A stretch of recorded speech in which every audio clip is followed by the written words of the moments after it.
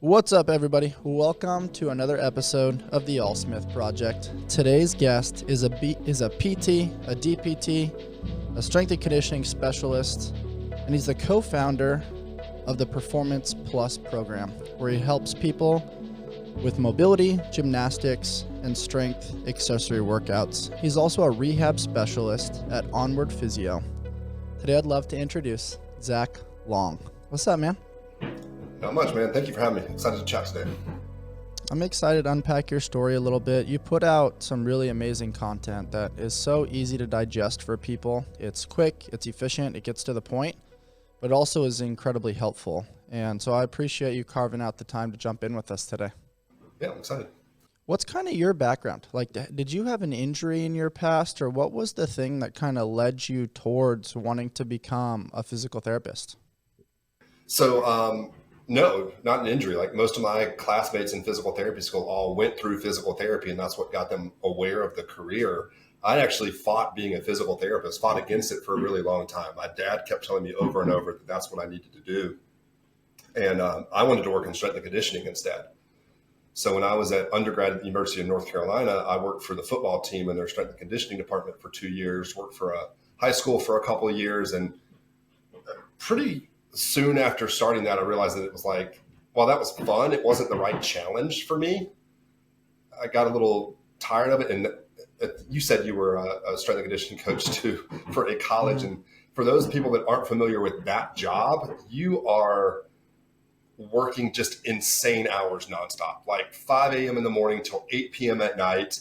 And there's not a downtime either, because the strength coach is like the one coach in the fitness space that gets to be with the athletes year round. They don't get that much interaction with their sports coaches on like a daily basis. So those guys never get any time off. And it just didn't seem like the right challenge for me or the right life that I wanted to lead long term in terms of that work-life balance stuff. And so my dad had kept telling me over and over, look at this physical therapy thing. And I was like, no, I don't want to work with a bunch of old folks after knee replacement and things like that. And eventually I took a job at a physical therapy place when I quit strength and conditioning as just like an aide, somebody just doing random jobs around the office. And like day one, I left that place and said, okay, this is what I want to do for the rest of my life. And have just been really fortunate to get to a spot where I kind of combine my love of barbell athletes with physical therapy. So it's not, I don't see like, nothing wrong with being a PT that sees grandma after her total knee replacement. But that's not me. Like, I want people that are trying to push their performance and health to the next level and stay ahead of things like a total knee replacement or orthopedic surgeries. And so I'm really blessed. Kind of that's where I'm at right now. Yeah, that's really cool to hear, man. You're totally right around the job of a strength and conditioning coach. It's challenging hours. It just leads to immediate burnout. I'm good friends with the head strength coach at Florida State, and he and I chat often. He does a really good job drawing boundaries for himself, for his family, and I think that's really the key factor, is just not allowing the job in and of itself to overconsume you, and really finding ways and innovations to carve out time for yourself. But it's really cool that you found the right into the physical therapy space, because I also went down that road for a little while, and I don't know, man, I got kind of frustrated just sitting there doing ultrasound on people that wanted to reap the benefits from car accidents. And I felt like there was more out there. And I think it's really cool that you carved out a niche within the space to work with high-performing individuals that wanted to seek edges and not just, be able to take a can off of the top shelf. Yeah. Glad I'm not doing that. Yeah, totally, man. Move fast and break shit. LSKD develops functional sportswear with a streetwear aesthetic that's on a mission to inspire you to chase the vibe through sport, fitness, and adventure. I train daily in the rep shorts and love the versatility they offer. The zipper pocket is an absolute game changer. I go from training at the gym directly to meetings, running errands, or prepping for podcasts. The LSKD tribe has become true family, and we are excited to continue to develop our community. Shop now at lskd.com and use code ALLSMITH. We chase the vibe here at AllSmith. Let's all become 1% better every day. What about you? What was kind of your fitness background personally when you were kind of young and up and coming? And what related you to kind of the health and fitness and movement world? So growing up, I was like super, super small. Like I was probably the smallest guy on the football team my freshman year of high school, and really fell in love with weight training more than football and pole vaulting, which were the two sports I did in high school. And just wanted to go all in on that. Even in high school, I'm reading like every article I could find on strength and conditioning principles and techniques, and buying a lot of people's programs so that I could study how different people attack the same goal with different methodologies and tactics. Were you a big T Nation guy back in the day? Oh man, T Nation was the thing. It was so good. That muscle and fitness, men's health. There was some good stuff back in there, man. I was never much into the magazines, but yeah, T Nation was like every day. I'm logging on T Nation to see what new articles on there, and following the right people on like the T Nation forums and stuff. You can learn a lot that way. That's awesome. And old Elite FTS too. Oh, that's the good stuff. Yeah, that's really cool. Some of the old school stuff, man, is so good. And we see all the new complexities and innovations that are coming out now, but fuck, man, the simple stuff really works. If you squat, you press, you hinge, and you do a combination of that consistently over the course of time, paired with a little bit of monostructural work, like you're a pretty fit individual, man. Yep. Doesn't have to be complicated. Totally, man. I want to debunk some myths with you today. I think you've done a really good job of creating some education and putting things out there that maybe create some eyebrow raising for traditional fitness norms that have been labeled maybe in magazines in the past, or things that have been part of the nuance within the health and fitness space. And the first thing that I want to attack with you today, Zach, is there's this concept that when you're injured, you should do nothing. You should just full on rest and step away from the field of play, get out of the think tank, get out of the lab. And I've never agreed with that. I've always thought about going over, under, around, or just the simple question of like, what can I do? And I think I've heard you talk about that often, which is this concept of training with an injury. When I say that, what floats to the headspace first? So it's very rare that somebody needs a complete rest from an injury. We have to obviously like respect the fact that tissues are healing, but short of like a stress fracture, for example, like if you're a runner and you have a stress fracture, running on a stress fracture is one of the dumbest things you can do. So if you have a stress fracture, then we might have to unload you and not do any lower body work. But for the majority of injuries out there, I actually think we slow stuff down when we ask people to not exercise at all. And not only do we slow it down, we're going to also lose all of the fitness that you worked so hard for. So let's kind of break those two pieces down. So by slowing it down, what I mean is I look at most injuries as we asked a muscle, a joint, a ligament, a tendon, whatever it is, to tolerate more load or more volume than it was prepared for.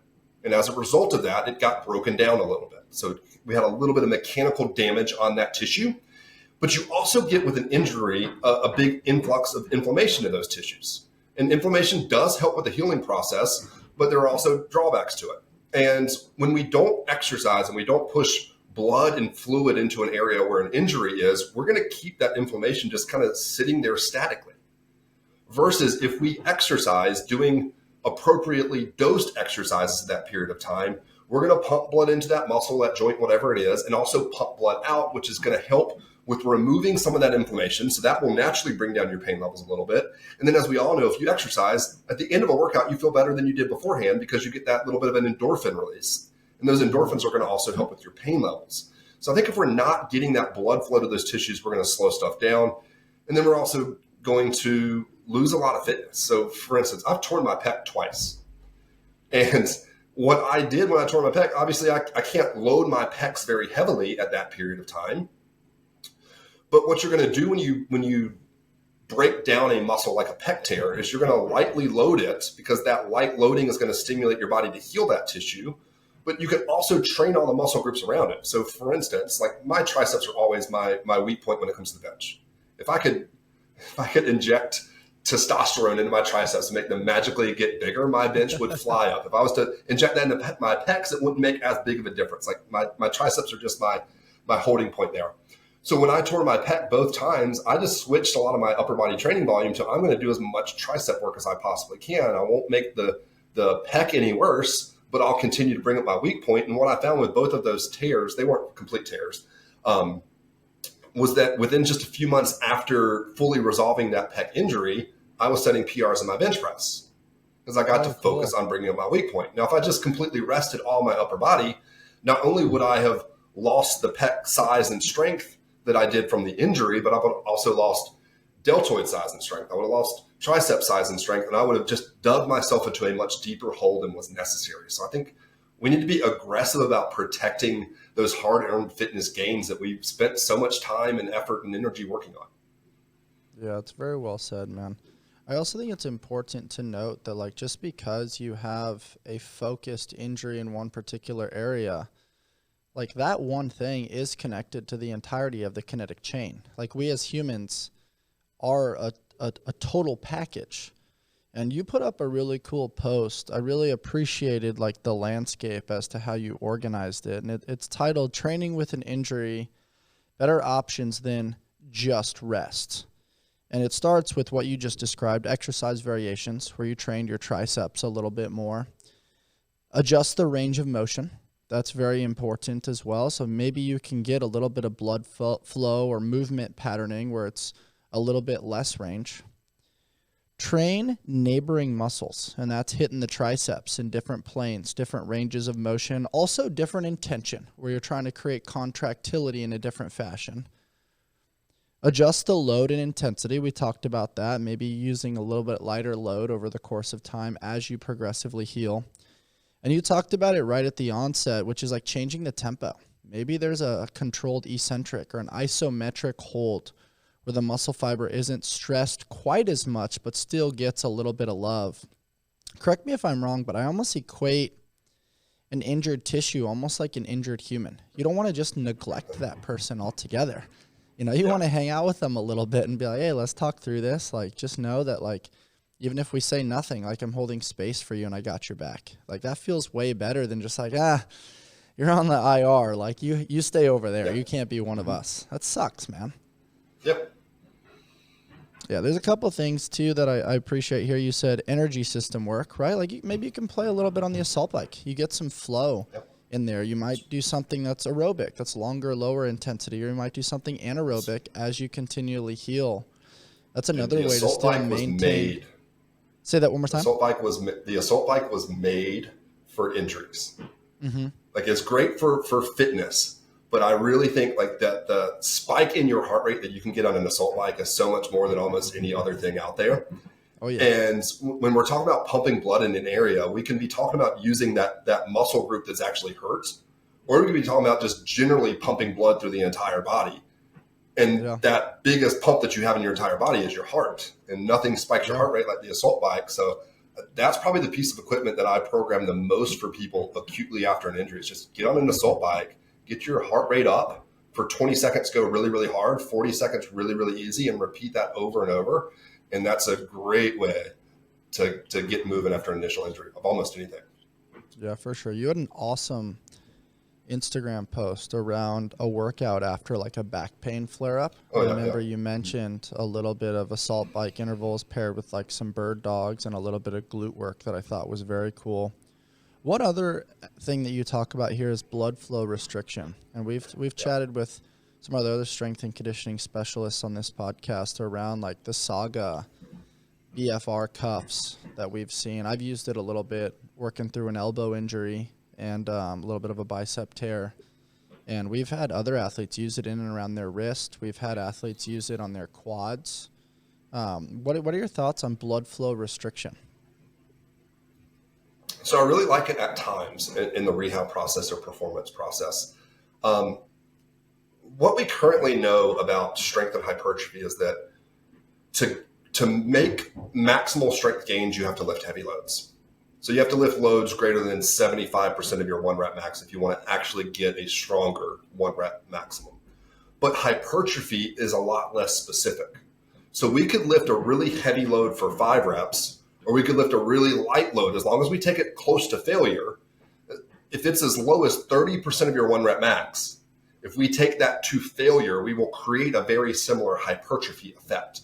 So that's a really cool thing. Like, if we go back to adjusting the load and intensity, that's one way of doing it. So maybe you can't tolerate heavy back squats right now, but you can tolerate moderately loaded back squat. So instead of hitting 5 sets of 5, we're hitting 5 sets of 15. That would be a really sucky day to do, but we would create a hypertrophy effect on those tissues if you can't load heavier. What blood flow restriction does is it accelerates the fatigue that would happen with those light loads. So let's say right now you strained your pec, Bryce, and you're trying to get back to benching, but you can only tolerate benching a 95-pound barbell when usually you're a 300-pound bencher. A 95-pound barbell is not heavy enough that it's going to make you stronger, and it's going to take you, 40 or 50 repetitions to get tired at 95 pounds. If we put on blood flow restriction cuffs on your arm and made you exercise with that, it would take a lot less repetitions to get fatigued. So if you don't tolerate load and you're also not tolerating high volume, which is very common when a tissue is injured, then blood flow restriction will give you a little bit of that strength stimulus and a lot of the hypertrophy stimulus without a heavy load and without a huge amount of volume, which makes it really good in terms of the injury rehab perspective. But we're also seeing a little bit of use in it in sports performance. Now, from a performance perspective, I would never take somebody that wants to max, a power lifter or CrossFitter who wants to get maximally stronger and say, cool, we're getting rid of all of your heavy back squats and we're only going to do blood flow restriction for a while. It's not specific enough in terms of its loading to really help you out with your maximal strength, but it could be a good accessory piece, especially because when we think of the training process, we're constantly breaking down tissues a little bit to let your body then build them up a little bit stronger. And the really nice thing about blood flow restriction is that it's light loads, but it doesn't break down your muscles as much as heavy loading does. So you recover from it a lot faster. There's not if you have a weak fatigue, it seems. Yeah, it's a little bit more. It's a little bit more forgiving in terms of overall recovery. Yeah. So it would let somebody that maybe has a weak point get a little bit more extra volume on that weak point, but be able to faster recover from it. So if your triceps are your weak point in your bench press, you can't just go and do close grip bench press 6 days a week to try to bring your triceps up, or can't every single day of the week hit 100 tricep pushdowns. Just at a certain point, that volume is too much for you to recover from. Then BFR is a little bit more forgiving on that. So that's where I see it play a role in more of the performance perspective. But it's kind of the icing on the cake. It's one of those things that most people need to focus on the basics a lot more than that, but it does have a place for some people. I appreciate the context there. There's always the famous question that you get from people like, hey, what's better? And the answer is always, it depends. Always. Me and Dr. Andy Galpin love to talk about the concept of it depends. And I appreciate the depth of context there, because there's this concept of also what it feels like. Like, is it harder or is it easier? And I think the BFR makes it harder, and you feel this huge blood pump, but because it's such a little load typically, or less load than what your neural output can totally handle, it's exactly what you said. It's a tool. It's not the tool. It's a tool. And I think it's important to differentiate between the two. The last thing I want to touch on, we did a lot of this when I was at the university, especially if we had a soccer player that got slide tackled and ended up breaking an arm or a wrist. And that's contralateral side training. Typically using one side when the other side is injured, and being able to develop that same neural strength throughout the total body, knowing that, like we talked about before, it is a kinetic chain. But sometimes there's a preconceived notion of if I just put hypertrophy on one side, isn't that going to cause muscle imbalances? Will you touch on that a little bit? Yeah, so there's been a couple of research studies that look at when one side of your body can't do anything at all. So like you said, a fracture example there, or a stress fracture, or after an orthopedic surgery is another good example. If we can't load a muscle or a joint or a bone at all, you're going to lose a lot of strength and muscle mass. But there's a little bit of research out there that shows that when you train the opposite side that's not injured, and you still keep that heavy and hard, you lose less strength on the opposite side. And so it's not that you create more of an imbalance, it's that you actually lose less on the opposite side. So you end up not digging yourself into as much of a hole.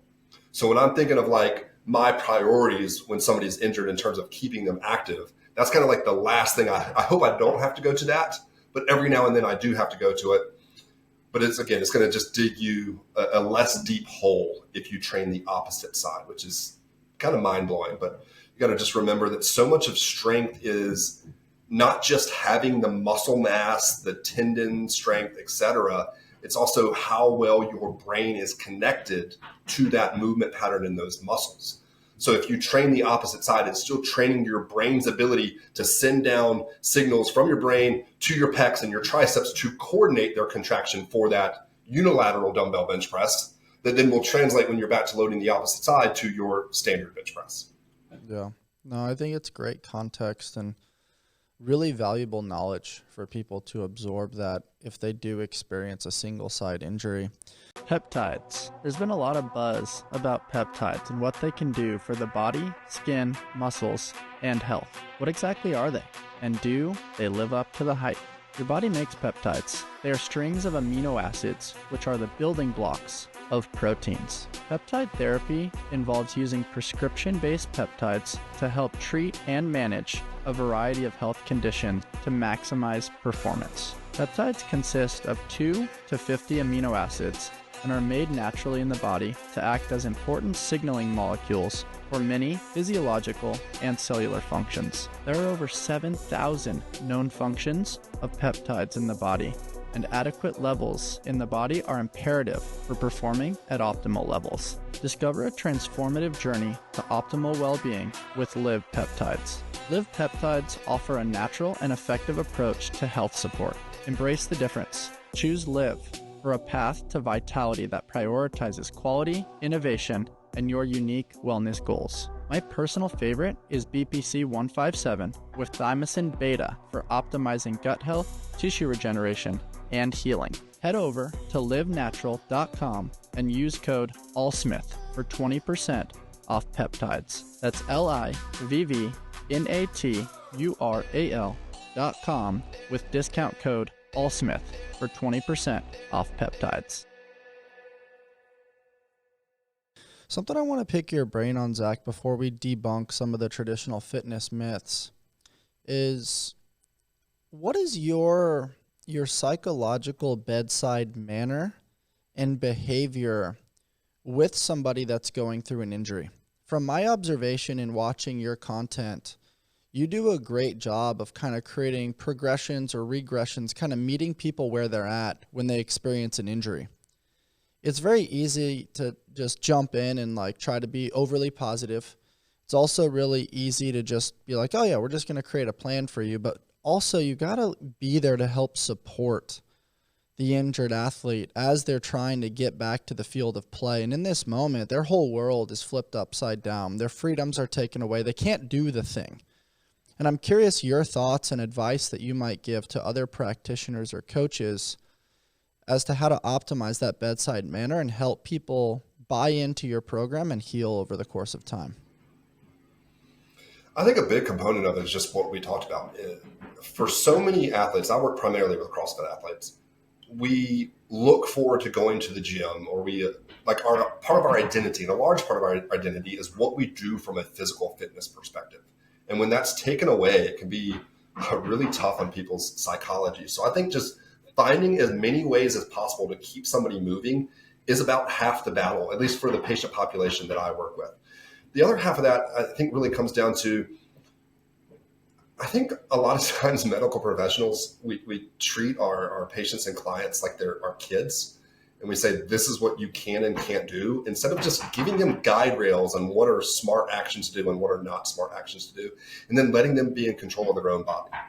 So for instance, tendinopathies are one of the most common injuries that you'll see in fitness athletes, powerlifters, Olympic lifters, CrossFit athletes. That's where a tendon becomes painful. There's a researcher out there named Silbernagel, and she came up with this thing called the Silbernagel pain monitoring model. It's essentially a red light, yellow light, green light. She said, hey, if your pain is greater than a 5 out of 10, that's a red light. You probably shouldn't be doing that activity. So then we say, here are the different options that we should do. So back squat hurts 5 out of 10. Well, what happens if we front squat? What happens if we overhead squat? What happens if we belt squat? Just different variations to do a better job of keeping them active. If something creates a little discomfort in a tendon, like it's a 0 to 2 or 3, that's fine. Tendons actually need a little bit of load, even though it's uncomfortable. And then if it's kind of in between that, like your 3s and 4s, seeing how you respond over the next 24 hours. Like if you had rotator cuff tendinopathy and you go to CrossFit class and it's uncomfortable the whole class, but a couple hours after the class, you're kind of back to normal. Great. Keep doing that. If it's still irritated 24 hours after, then we need to look back at that workout and just say, what was too much about that workout? Did I go too heavy? Did I do too much volume? Things like that. And when you kind of combine that, giving people different options for adjusting their workout and these guide rails that explain to them, what would happen if they go too far, what happens if they don't do enough, then they feel a lot more empowered rather than just being lectured at by another medical professional. Yeah. So you're talking about kind of creating parameters and helping people identify green, yellow, red. I think that's a cool way to create some identification and help people better understand what they're going through. Pain's a tricky one, man. It's so subjective. Very. And I mean, we've seen it on the happy face scale. We've seen it on the 0 to 10 scale. Now we're hearing it on a light variation scale. It's definitely challenging. I mean, I definitely think there's probably some emotional or psychosomatic components in there based on what people are going through that probably play a role as well, and definitely create a little bit of confusion, not only for themselves, but for the healthcare practitioner as well. So you definitely have to keep an observation onto the body language. What's going on? How do you read between the lines using your emotional intelligence to better understand how to meet people where they're at? Absolutely. Pain is stupid complex. Like, we're not even scratching the surface on our understanding what pain actually means with a lot of individuals. If anybody listening to this is like in the medical world, like they're familiar with kind of some pain science research that's come out lately where there's all sorts of insane research on people that have really horrible x-rays and MRIs that have no pain. And quite the opposite, people with great images that are in a lot of pain. So it's a lot more complicated than we used to think it was, where we used to think like pain means there's something wrong with the tissue, and it's not always that. Yeah, the body keeps the score. I mean, I would equate it to maybe like a relationship on the Whoop, where you might wake up feeling great, and then you look at your sleep data and you're like, man, I'm 1% recovered. And all of a sudden it changes your headspace for the day. And it doesn't necessarily need to. Sometimes the data, as we talked about before, is kind of just a tool, but we give it the strength and the wherewithal to live rent-free between our ears. And sometimes the data, as far as like an MRI or an X-ray, does that too. I remember when I saw the MRI on my elbow, I was like, oh, this is torn, that's torn, I can't do this, can't do that. But even to this day, like, I've never really gotten surgery. I've done PRP a few times, and that seemed to help and got me back to doing the things I love without the high risk of surgery. So I was like, you know what? I'm going to deconstruct and remove myself and distance myself from just the MRI data and realize that that is a reference point. And if I'm able to do all these cool things and have a high quality of life, then it's fine. I think people need to recognize that MRI is just one snapshot of your body, one picture in time. It's not the full, complete picture. I think it's interesting what you said about Whoop there, because that's what I like, tracking heart rate variability. I get a lot of the athletes that I work with looking at that, but some people do get really caught up in the data there, and like they'll completely change their life based on one day being bad on their Whoop. And I don't think that's how we should use that technology. You're more looking for the trends over multiple days in a row, rather than I was just about to say that day. the pattern over the course of a longer period of time is probably a better indicator. And you could probably relate that to fitness. You could relate that to nutrition, mindset, all kinds of things. Yeah. I'd rather people look at it and say, okay, I have one day where I'm in the red. Do I feel okay though? If you feel okay and you're in the red, then ignore that day. But then when it happens 2, 3, 4 days in a row, then start thinking a little deeper on like what things could you adjust. But we don't have to completely overhaul everything in our life with one bad day of Whoop.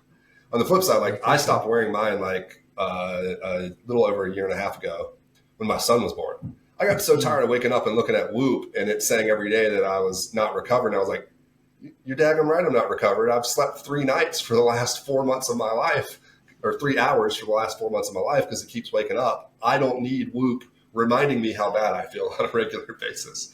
Yeah, so I stopped that about a year and a half ago. For sure. Dude, I'm curious your thoughts. Very recently, I had a naturopathic doctor on. We had some cool conversations all around peptides and stem cells and red light therapy and exposure therapy, utilizing the sauna and ice for healing. What are your thoughts on some of that stuff? And do you use those protocols in some of your healing and rehab with your athletes? I do see some people after stem cell injections. I do know that I've had a number of clients over the last year or so get a little bit more into peptides to kind of go alongside of their rehab. But I don't personally recommend that to people because it's outside of my scope of practice to do that. Mm-hmm. So I don't have a license where I could say or prescribe, go get on peptides, go get stem cell injections, get on a growth hormone, whatever. That's outside of my scope of practice. So if people ask me questions, I kind of tend to refer them to somebody that's going to have the ability to do a better job of answering that. Yeah, totally. Yeah, we've seen some cool stuff with the healing, regeneration, and gut health in relation to BPC 157 paired with thymosin beta. And it's just been interesting to hear how that's been integrated with some people in their healing post like PRP or post stem cell, whether that's spinal or specific to a joint. And I definitely think there's something to it. I've seen minimal side effects and some positive experiences. And I know Rogan and that crew uses the Ways to Well guys out in Austin, and we're able to connect with kind of Live Natural out here. And it is really cool to see it enhance the quality of people's lives and get them back to doing the things that they love. BPC sounds pretty cool. I can't wait till we actually see like some legit big time trials on humans with it to see where that actually goes. Cause it's important to also remember that for a lot of these things that we're talking about right now that are early on in their development, so much of when somebody says it helps them out, we have to remember that like the placebo effect is really legitimate. Yeah, it's huge. And so for instance, you mentioned PRP earlier. There's been a number of research studies all the way up to the point where we have systematic reviews. So for those not familiar, systematic review is we take all of these different research studies that have been done and we kind of summarize them.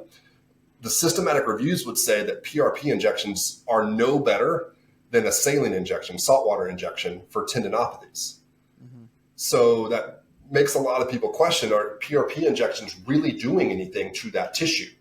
Or are we just flooding that tissue with some fluid to help dilute chemical irritants and getting a placebo injection?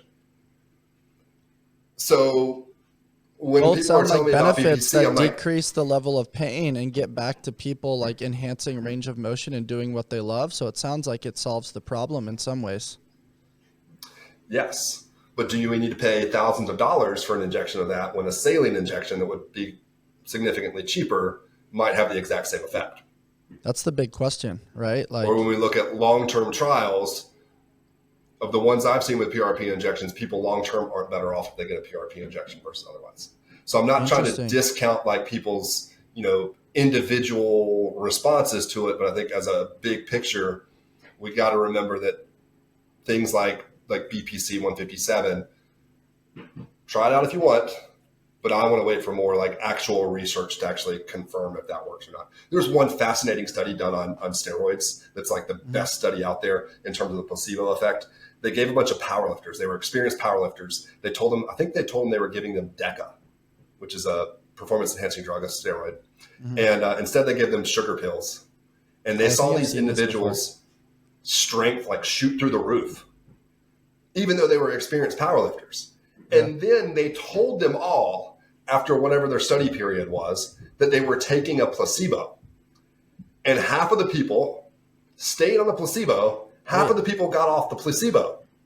What's nuts is the people that got off the placebo, they went down to their previous strength levels, which like they knew that they got stronger on a placebo, but they still lost their strength. The other group that stayed on the placebo knew that they were on a placebo and they maintained the strength. Nuts. Yep. Like, how else do you explain that? A sugar pill besides super cool. The psychological placebo effect. Yeah, just shows the power of the mind. You asked the question, like, should we charge thousands of dollars to inject people with, a hypothetical saline solution that maybe is placebo? If it's helping and it's worth it and doesn't have side effects, I actually think the answer is yes. Like, it's so much better than big pharma prescribing something that may solve the problem from a scientific level, but then comes with X, Y, and Z side effects.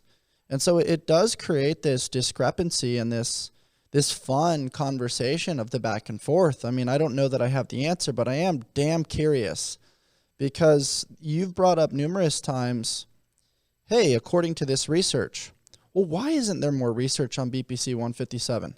Why is it all of a sudden placed on the dangerous list, but then you see semaglutide and other things that are used for weight loss not put on those lists, and all of a sudden come with all these side effects and challenges with gut health?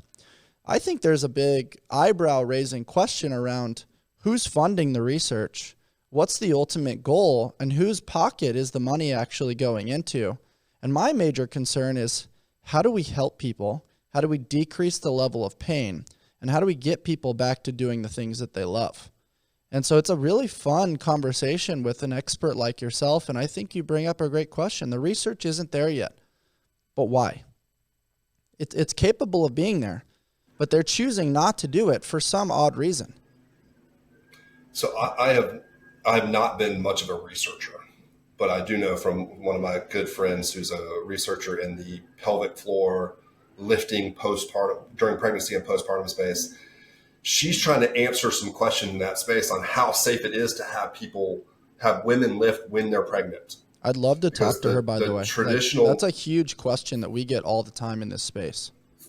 The Barbell Mamas on Instagram. Christina's one of the smartest people in the world when it comes to that space. Awesome. So for years, like OBGYNs have always told women, when you're pregnant, don't lift over a certain amount of weight.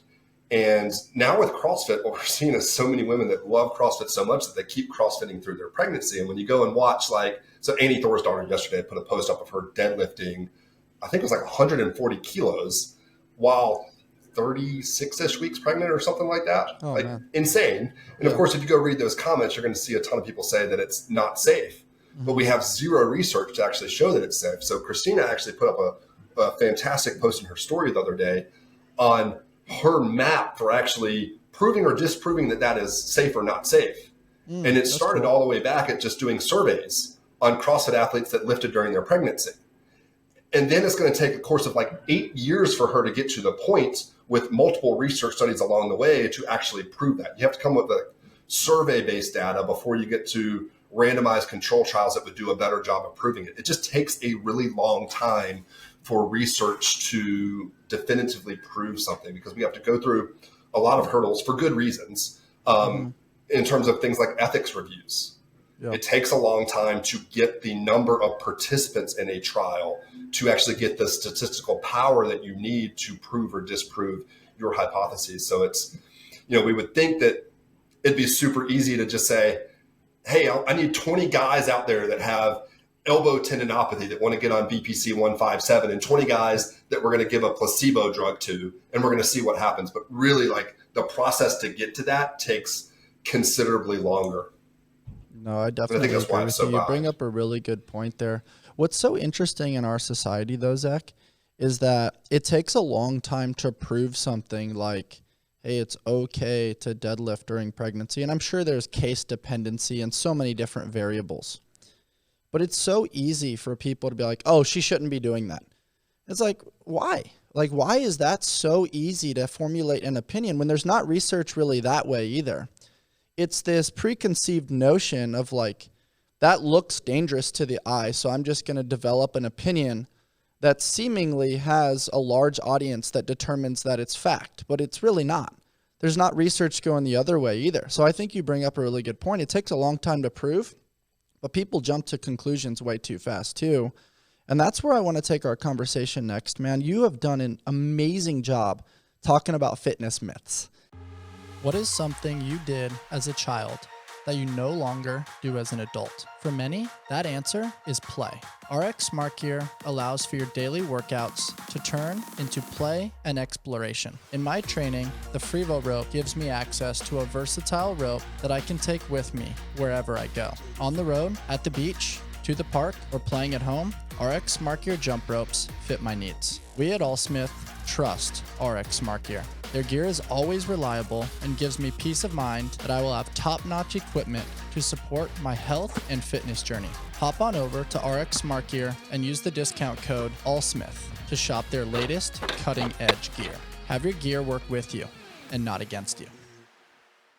And my favorite one that I hear every freaking day is all around weightlifting belts. Oh, it's like it's cheating. Like the intra-abdominal pressure isn't there. The core strength and stability isn't getting activated. Let's chat about weightlifting belts, man. Yeah, I saw it the other day on actually a fairly large programming companies in the CrossFit space. Their social media, they were talking about why they don't wear weightlifting belts because they were scared it was going to make their athletes' core weak. There's really not any research that says that's the case. There's one research study that looked at EMG activation of the core muscle. So for those not familiar, EMG activation is just a measurement of how much nerve signal is going to the muscle. So it is one of a couple different things that we would use in determining what an exercise effectiveness is. It's not the most important measurement of that, but it is one. And so they looked at the EMG activation of all the core muscles, and they didn't find that it was significant. They didn't find it was clinically significantly different. So long story short, I really don't think that people should be worried about a weightlifting belt making their core weaker. All it's going to do is actually help you further enhance your core stability as you lift. You can create more pressure inside of your abdominal cavity. And when you create more pressure, that helps you resist the weight of the bar and that bar's attempt to basically move your spine. And so it makes you a little bit stronger. It lets you move the bar a little bit faster. So if your goal is to squat to maximally overload your legs, to develop leg strength, power, hypertrophy, whatever it is, then wearing a weightlifting belt is probably going to be a bit of a performance advantage for you. If we looked at somebody that wore a weightlifting belt their whole career and somebody that didn't, the one that wore it their whole career is probably going to be a little bit stronger or fitter. It's not going to be an absolute game changer, but if you're somebody that's going after every little small percentage increase that you could possibly get to maximize your performance, then wearing a weightlifting belt at periods of time in the year during your training is something that you should probably be doing. For sure. I love the way you know how to said properly that. brace your core first. Yeah, of course. And I love the way you said that. I did a little bit of that in college as we just compared and contrasted on an EMG midline, strength and stability with a belt versus without a belt. And we saw the same thing. There's actually a little bit more midline strength and the nerve endings really creating more stability and contraction with the weightlifting belt. Correct me if I'm wrong, but I almost think about if somebody's standing there, you kind of tap their core a little bit, 360 degrees around, like they're going to brace a little bit because they don't want to get the wind knocked out of them.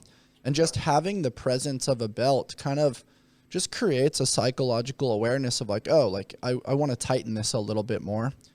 Do you give any parameters like Dr. Aaron Horschig from Squat University who suggests maybe the integration of a belt somewhere around 80% of 1 rep max, or do you think that it's okay to use it throughout?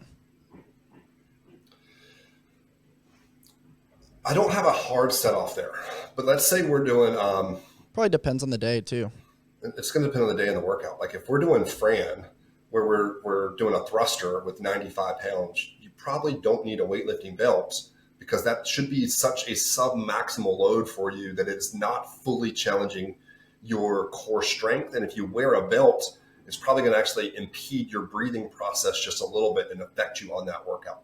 But certainly when you get to those heavier loads, having that little tactile feedback around your core to brace a little stronger and a little harder will help you out. So for me, it's when it gets to where it's heavy, when it's true strength work, I want to be wearing a belt. When it comes to, since I'm in the CrossFit space, when it comes to a Metcon, there are going to be very few Metcons where I'm going to have athletes wearing a weightlifting belt.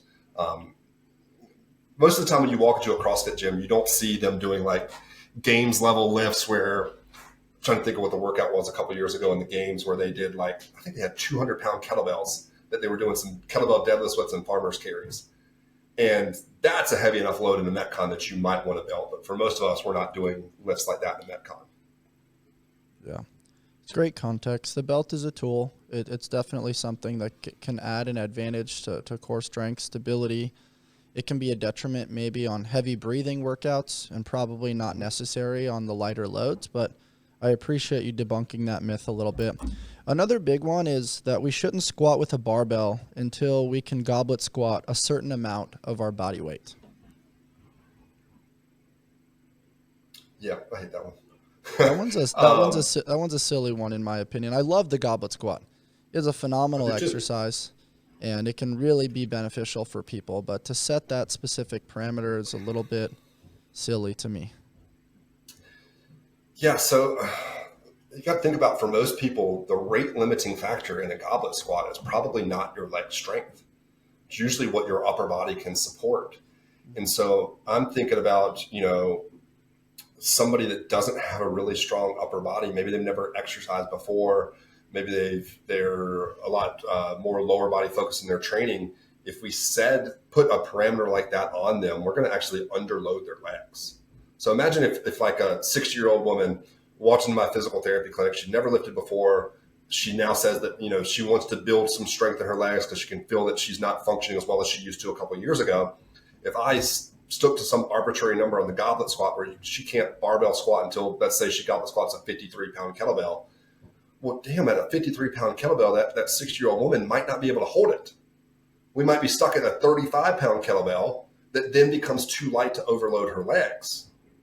Versus we go to a 45-pound barbell, 55-pound barbell, 85 pounds, we can now overload her legs because we're not limited by that upper body strength. So when people say that one, which I've been hearing a lot more of lately, I think that's horribly stupid advice when it comes to creating a training stimulus on people. Yeah, it's also a mobility component. It could also be a balance component.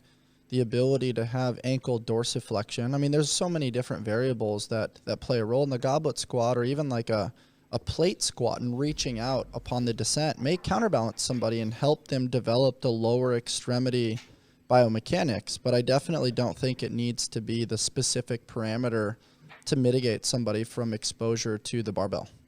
Yeah, for sure. This next one's an interesting one. You shouldn't deadlift unless you can do a standing toe touch. Yeah, so that one was really popular about 10 years ago.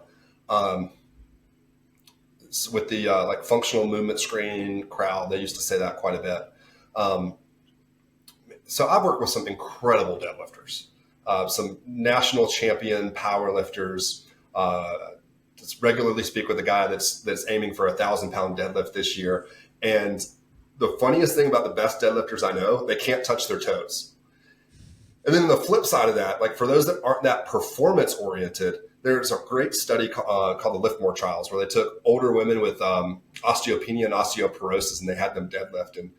And when you think about like 65-plus-year-old women, like how many people in that age range can still bend forward, reach down, and touch their toes? Not a ton of them. But they made these women deadlift and back squat really heavy. And what they saw was that they had incredible improvements in their bone mineral density and in all sorts of different functional performance measures. They got stronger, they got fitter, et cetera. And if we made somebody do this stupid toe touch before they deadlift, we would get in the way of a lot of people seeing the benefit of lifting heavy because of some stupid arbitrary standard that doesn't actually impact your deadlift form at all.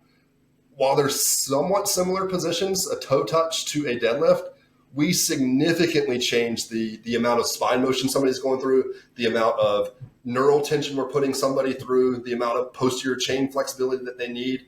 It is rare that somebody can't deadlift with really good form within like 1 or 2 sessions of being coached by somebody that's skilled at that movement. Short of your absolute outliers, like your 6'10" college basketball player that's deadlifting a barbell that's only a few inches off the ground. They might need it elevated. But for most of us that aren't freaks in terms of our body proportions, we can deadlift with great form, whether we can touch our toes or not, within 1 or 2 good coaching sessions. And when we hold people's strength and power back because of something like that, it's just silly. I think some people get a little too focused on movement perfection versus understanding what the bigger issue people have is, which is just that they, especially in our older adults, are losing strength and power rapidly.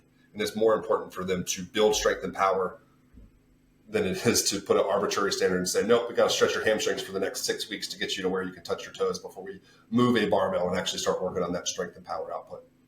Yeah, you bring up a really good point. I probably lean a little bit closer to you on that spectrum. But let's just say, hypothetically, for somebody that cannot touch their toes, from my lenses, their setup, at least pulling off the floor, is going to be a little bit challenged in comparison that does have that posterior chain flexibility throughout the hamstrings, the glutes, and the lumbar. What are your thoughts there? Do you get a little bit more excessive knee bend in the setup, so it's a little bit more of a squat until the bar gets to the knee? Do you elevate the surface? Do you hex bar deadlift them, kettlebell deadlift them, sumo deadlift them?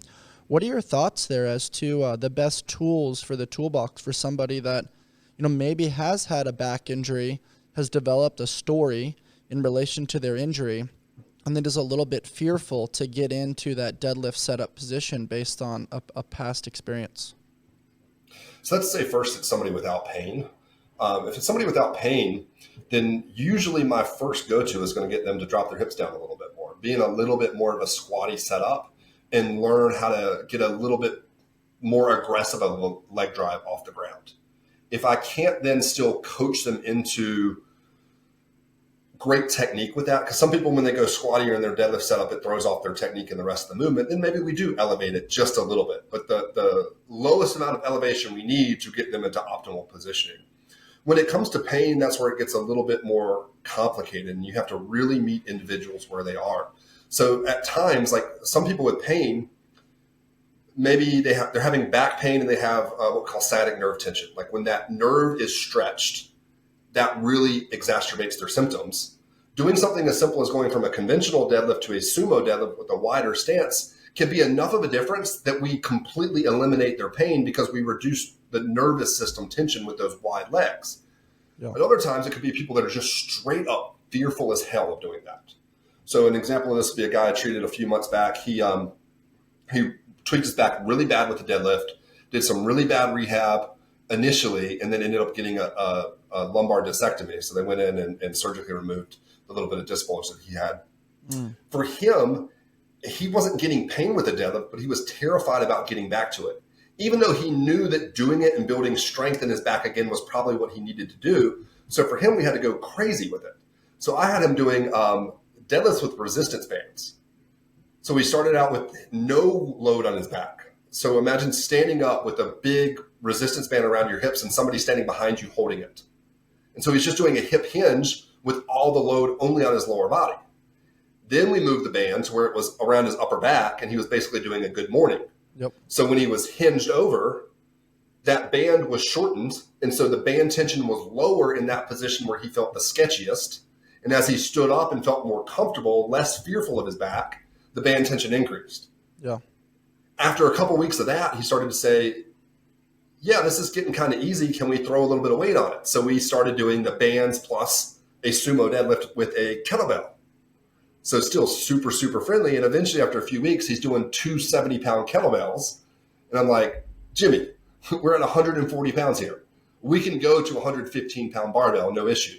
And he's like, yeah, that makes sense. That's lighter than what I've been doing. And just little things like that. So it's really all about meeting the person where they are. Yeah, it's meeting people where they're at. It's deconstructing this arbitrary story around like, hey, we can't deadlift. It's like, yes, we can. It's just going to look a little different. We need a regression to create buy-in and confidence, and then get back to progressions and gradually starting to overload once again. And I think the way you described it is very cool for people to know that they have a little bit of a roadmap in the deadlift journey if they do have limited flexibility in the hamstring. Not to mention, like, it doesn't have to be an either or. It's not like we're deadlifting and we can't do the flexibility and mobility practices as well. Like, you're able to integrate both. It just doesn't mean you have to avoid deadlifting altogether. You just have to be smart with your deadlift protocols. Yeah, actually, I'd say that a lot of times those little compensations that people do will long-term put them in a better position. Like the best example of this, I get asked this question all the time. If my ankle mobility is tight, should I just limit my squat depth and work on mobility, or should I elevate my heels on a bumper plate, or should I wear weightlifting shoes, or should I put inserts into it? And I usually tell people I would rather you wear weightlifting shoes or put inserts in there and lift through more range of motion, because that little substitution is going to allow you to hit better positions while we simultaneously work on your mobility. So now as your ankle mobility gets better and you don't need that assistance as much, your body's gotten used to, this is what it feels like to squat with perfect form through full range of motion. It's more prepared than the person that limited their depth for 6 months while they stretch those stiff ankles. They have hit the right positions for those 6 months with just a little bit of assistance from a heel lift. I really like that mindset, man. What do you share with people that have the mindset of, I haven't earned the right to do that yet, right? Sometimes, like, I'll just give an analogy like, hey, you need to do 5 strict pull-ups and 5 ring dips before you can do a muscle up. Just as an analogy to similar to what you just said, hey, I haven't earned the right to squat because I haven't shown X, Y, and Z predetermined parameter. I've heard that as far as like progressions in the mindset of people that maybe have experienced injuries before. How do you create a little bit of a psychological buy-in for people to kind of try and tinker a little bit when they're fearful? So, so the progressive overload is a big concept that we throw around a lot in strength and conditioning, where we're always telling people you got to put more weight on the bar or do more sets or more reps or something like that. And I think it's important to also understand that progressive overload can happen psychologically. Like that example of that guy's deadlift, that was psychological overload. For the first 6 weeks of us doing different variations of a hip hinge with him, none of those were hard enough variations that they actually made him stronger physically. But they did challenge his psychological side. So I'm not sure if that fully answered your question, but that's kind of how I think about things: is are we progressively overloading tissues, or are we progressively overloading their psychology? It should be at least one of those two, if not both. Yeah, for sure. The mindset's powerful, man. I think that's a huge thing that I'm pulling from our conversation today. Another big one that we hear often, and I think it's been kind of debunked a little bit by Ben Patrick and the knees over toes guy, but your knees will get injured if they go over your toes. That's still one that gets tossed around a little bit with primary care physicians and, old school methodology. Yeah. So the belief there is that letting your knees go over your toes when you squat puts more stress on the knees and therefore result in more knee injuries. And that is partially true. So it was a great study done where they had athletes squat under 2 conditions. One condition, they let their knees go over their toes. Another condition, they put a box directly in front of their toes. So it basically blocked you from going knees over toes. And what they found was that when your knees go over toes, we do see a 22% increase in the torque on the knee, the force on the knee. So that's partially true that knees over toes puts more load and force on your knees. But when they restricted the knees from going forward, it's important to recognize that in the squat, we don't magically get rid of load or forces. We just move it somewhere else. And so what they found in that study was when you restrict the forward knee movement, you increase the load on the hips and the low back by 1,000%. So nobody would go and make a deal where you give somebody $22 and in return, you give somebody $1,000 and in return they give you $22. That's a crappy deal. So the moral of that study isn't that knees over toes is the right way to squat. It's just that we need to understand that we're just shifting those loads. If somebody's having knee pain when they squat, I might tell them to sit back in their squat a little bit. I might have them try to keep a little bit more of a vertical shin angle. But I know that I'm now putting more load on their hips and back. It's just a temporary strategy for me to keep that person lifting and moving better. If their back hurts, I'm going to encourage them to push their knees forward more. I might have them, instead of back squatting, we might change to a cyclist squat, which is a front squat with your heels elevated. It lets you keep your torso almost completely vertical. So it's going to challenge your back a lot less, but keep that load really heavy on your legs. So again, it just shifts where the forces go. And there's another study that looked at professional weightlifters, people training in the U.S. Olympic weightlifting training facility that was in Colorado. It's not there anymore. But those are the individuals that squat knees over toes more than any other athletes in the world are Olympic weightlifters. 6 to 10 times a week, they're doing heavy loaded squats. And what they actually found was that those Olympic weightlifters, knee cartilage was thicker and stiffer than people that weren't squatting in that volume. So they actually saw positive benefits on their joint health from doing that. So it's all about just shifting those loads and understanding that we can use that at different times in somebody's training, but we need to move away from saying that that's dangerous to do. That's been debunked. I think it's that sure. Black or white style thinking, that's either or. I think it does fall in alignment with, if you don't use it, you lose it. And it becomes a dosage factor with people. If some people, too much knees over toes is probably causing knee pain, or maybe too much intensity, because we see a lot of that in the CrossFit space. And you can just look at basic muscle development, and like the VMO on the majority of CrossFit athletes from all the thrusters and front squats and wall balls and pistols and box jumps is very overdeveloped in comparison to the hamstrings and the glutes. And I think it's very important that we're now seeing the integration of West Side barbell principles and box squats and things like that. But it's like you said, that relationship between the two. It's not that knees over toes is bad, just means that it doesn't need to be used as the only methodology for squat patterning. Am I saying that kind of in alignment with your headspace?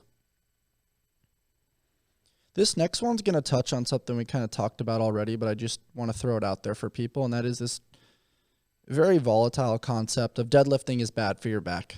I obviously don't agree with that. We kind of hit the hammer on the nail there, but I mean, any sort of hinge pattern is part of the human experience. It's part of activities of daily living. We touched on it briefly or extensively, but do you have any brief thoughts kind of just to kind of debunk that specific thought pattern? If you tell me that deadlifts are bad for your back, I know two things about you. Number one, you can't coach the deadlift. Number two, you don't know how to program the deadlift. If you know how to coach it and program it, it's great for your back. And there have been a number of research studies on people with back pain, like long-standing chronic back pain, or like the Lift More trials, women with low bone mass in their back. And we consistently see that when people deadlift that have chronic back pain, their symptoms do improve. And so if it helps people that have bad backs, it would probably be a good idea to have people that have good backs to deadlift, but actually understand appropriate dosage, loading technique, etc. Mm-hmm. I also really love using different forms of the RDL and the good morning, as you talked about previously, just as a lower load variant to the hip hinge to develop those muscles. Yeah, so I kind of look at training always as like a pyramid, and you have like your basic moves that matter the most, and then you have kind of your next level moves that support that. So like deadlifts and back squats are kind of your baseline level. While you may not always have those in your programming, like if you want the most bang for your buck, those are the movements that do it. And then I'm thinking through what are the movements. This is a very West Side barbell concept here, where Louis Simmons is always, what's the movement that's going to make your bench press go up? He's going to say that's going to be your close grip bench press, your JM press, things like that are going to support your bench press. And then he takes it another level where Louis is going to say, or Louis would have said before he passed, yeah, R.I.P. Louis what's Simmons. The muscle groups that I could isolate after that? So he's going to do a bench press, and then they're going to do a dip or a close grip bench press, or a JM press is like their accessory movement. And then you're going to have your supplementary stuff, which is going to be a bunch of tricep push downs and things like that. No, very well said. 90-degree joint angles are optimal for strength and hypertrophy. I've had numerous great conversations with Dr. Joel Seidman where we got into the weeds a little bit about this and really looking at the muscle contractility for this and also the minimal risk associated with 90-degree joint angles. So I'm very curious your thoughts here. I think a lot of what Joel Seidman said has been debunked in research over and over. And that for sure is one of them. Squatting it to 90 degrees from a strength and hypertrophy perspective, for sure. The research is pretty clear that usually training through full range of motion is better than partial range of motion. When you think about that from a compressive forces on the body as well, if I asked you to do a full range of motion, ass to grass squat versus a squat to 90 degrees, which of those is going to have significantly more weight on the bar? I mean, it's case dependent. I would say a full range of motion gives you that stretch reflex. You could potentially load a little bit more, but obviously traveling less distance, you're probably going to be able to do more weight. All right. Yeah. Almost everybody's going to be able to partial range of motion squat more than full range of motion squat. So if you have that much more weight on your body, that's going to increase compressive forces in all tissues underneath that weight. Mm-hmm. I don't really even know how to address the Joel Seidman stuff because it's just been so much of what he said has been debunked over and over and over in research. I mean, it's interesting. Like when I've spoken to him, I think it's a little bit of marketing when he talks about the 90-degree joint angle because he does have people use full range. He doesn't advertise it that much, but typically the full range is, like you said, at lighter loads or body weight or things like that. But it is interesting that is the majority of kind of what he shows. And he does have some really high caliber NFL guys specifically that have had pretty cool careers and stayed relatively injury free and low risk within the gym. But then he also does say like, hey, there are times when they go full range.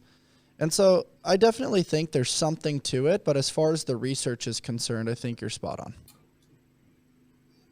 One thing to pull about NFL athletes, or two things. Number one, freak athletes are freak athletes almost no matter what you do with them. Oh, that's a good point. I think sometimes we put people that treat high-level athletes on a pedestal, like maybe they're better trainers. And to me, I don't think that's the case. The second thing there is that when we're talking sports performance, there are plenty of times where training through a more limited range of motion might have better carryover to your sport. So I am not saying that it's always because they're trying to push range of athletes away from them. They're not necessarily trying to get that full deep range.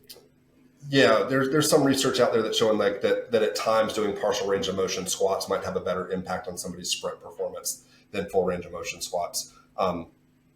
I work more with CrossFit athletes in general population, and in general, them training through more range of motion is not more dangerous and is probably going to have a better strength and hypertrophy effect than otherwise. And again, I know I don't want to be. I'm not much of a basher or talk negatively about people, but I just that research has just been debunked so much, and you won't find very many people out there that have higher level degrees in terms of understanding and research methodology that still listen to a lot of what he says because he's got a PhD and he ignores a boatload of research out there that contradicts his opinions.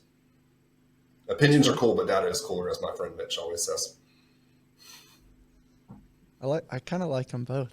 I think it's fun to get in the lab and kind of play a little bit and also like fight against the research a little bit and be like a little bit of a contrarian. The bro science stuff is always a little bit fun too. And I mean, dude, it's become a huge narrative. If you Google CrossFit, you see bloody hands, you hear people talking about injuries, and that's thrown around a lot. The phrasing CrossFit is dangerous. What are your thoughts on that? And that was one of the things you labeled as wanting to debunk.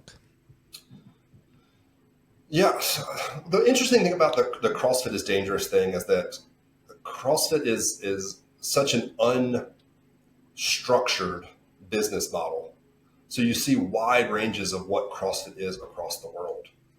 So I think a lot of people have seen one example of CrossFit and they assume that's what all CrossFits are. And so there are certainly CrossFit gyms that do things wrong. There was a CrossFit here in Charlotte a little while ago. It's no longer here. This is like 5 or 10 years ago.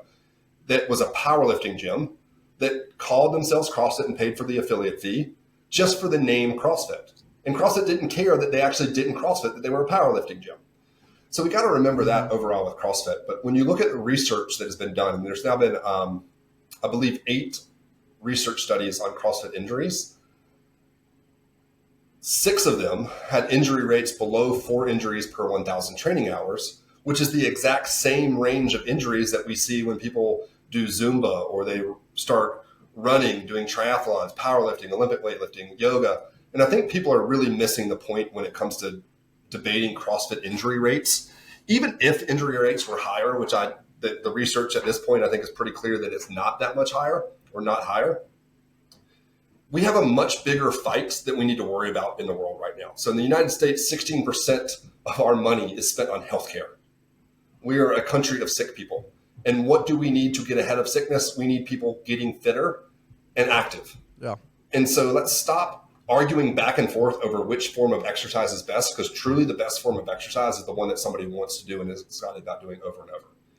So well said, man. You took the words right out of my mouth. I'd rather treat a CrossFitter's rotator cuff tendinopathy now than tell them, no, you should never CrossFit, it's dangerous, but they'd never find any other form of exercise that they love.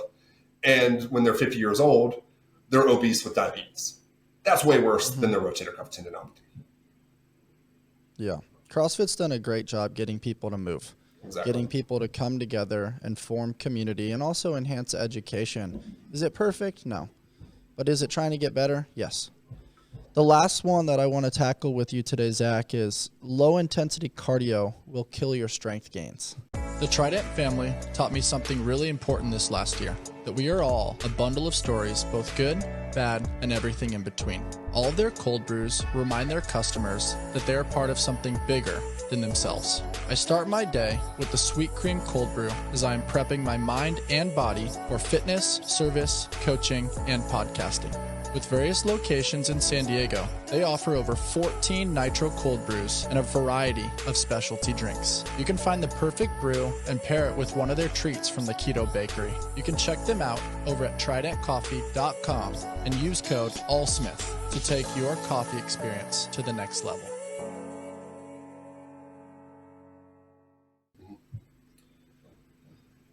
So your aerobic base is so important for all athletes. Now, if you're a power lifter and your goal is to bench, squat, and deadlift as much as you absolutely possibly can, going out and running marathons is going to get you so far removed from your goal of lifting heavy that it's going to actually probably hurt you. And the amount of volume and recovery it will take to get better from running a marathon is going to impact your squats in a couple of days or your deadlifts in a few days. But more people than not should build that aerobic base a little bit more, because think of like when you get done with a heavy set of squats and you're breathing really hard. Well, if you got another set coming up again in 2 minutes, if you have a better aerobic base, you're going to be a little bit more recovered than I am if I'm less aerobically fit. Meaning, let's say we're doing 3 sets of 5, but on the last set it's 5 plus. If you have a better aerobic base than I do, and let's say we're both starting at the same strength level, you're going to every week probably get a rep or 2 more than I do on that last set, because you can recover better between sets. And as a result of that little bit of better recovery between sets and those extra couple of reps, when we compound that on each other over the course of a year, that's probably going to result in you gaining a little bit more strength than me that's still sucking wind 2 minutes after my last set. So I think building that aerobic base is important for your strength athletes from that perspective. For your CrossFit athlete, most of what we do is aerobic. We're very rarely doing a workout where it's, sub 2 minutes of exercising. Usually we're sitting there in those 8 to 15 minute long workouts where we're cycling between multiple exercises. And if you have that bigger aerobic base, you're able to keep moving a little bit more consistently, and you're going to get more work done in that time frame. So the aerobic base is way more important than a lot of people give it credit for. Now, it is totally, man. There's also drawbacks to it. Like if all you do is run and build that aerobic base, then you're going to miss out on the benefits of lifting heavy. High intensity interval training, like if you're very, very limited on time, we could do a HIIT workout and create a lot of similar improvements, or maybe even better improvements on stuff than we can with Zone 2 alone. But I think more people in the fitness athlete space should do a little bit of slow, steady state stuff to support what they really want to do. Totally agree, man. No shame in building a bigger base, because you can always build upon it. Well, I appreciate your time and energy. It was fun attacking those 8 fitness myths with you. And as we wrap things up, man, you mentioned you work more with recreational athletes and CrossFit style athletes. What's the best advice that you love kind of giving those guys as they're in pursuit of kind of seeking their edge to become the best that they're capable of becoming?